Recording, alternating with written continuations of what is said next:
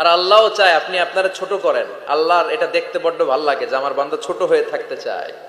মান তাওয়াদা তারাফা, যে নিচে নামতেছে আল্লাহ টাইনা উঠায়, আর যে উঠতেছে আল্লাহ থাপ্পড় মেরে নিচে নামায়। কথা কন। মুসা আলাইহিস সালাম, সহিহ বুখারীর বর্ণনা, বনি ইসরাইলের লোকদের মাঝে ওয়াজ করতেছিলেন, এরকম নসিহত করছিলেন।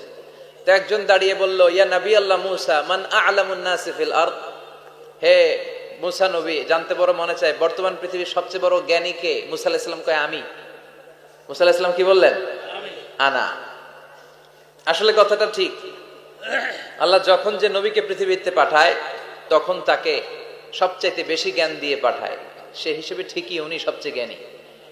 কিন্তু উনি এইভাবে নিজেকে সবচেয়ে বড় জ্ঞানী বলে দিবে, এটা আল্লাহর পছন্দ হয় নাই। আল্লাহ চেয়েছিলেন মুসা আলাইহিস সালাম যেন বলে আল্লাহু আ'লাম, আল্লাহই জ্ঞানী।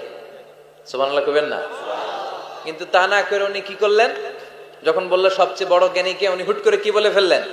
আনা, আমি। আল্লাহ এটা পছন্দ করেনি। আল্লাহ ডেকে বললেন, মুসা, ইউ আর অ্যাবসলিউটলি রং, তুমি ভুল করেছো, তুমি সবচেয়ে জ্ঞানী নও, তোমার চেয়ে বড় জ্ঞানী আছে। সুবহানাল্লাহ পড়েন।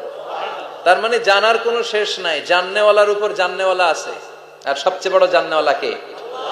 মুসা আলাইহিস সালাম রে আল্লাহ বললেন, মুসা, তোমার চেয়ে বড় জ্ঞানী আছে, তার নাম হচ্ছে খাদির। কি নাম? আরো জোরে বলেন, কি নাম? খাদির।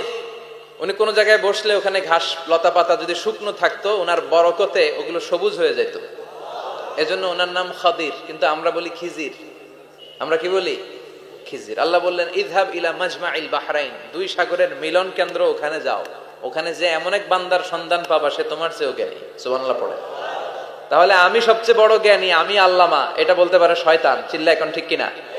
এজন্য আমরা যেন নিজেকে নিজে সবসময় ছোট করে উপস্থাপন করি, তাহলে আল্লাহর দরবারে আপনি বড় হয়ে যাবেন। কথা বুঝতে পেরেছেন? আল্লাহ আমাদের সবাইকে কথাগুলো বুঝার ও আমল করার তৌফিক দান করুক। আমরা পড়ি আমিন। কমে যাবে।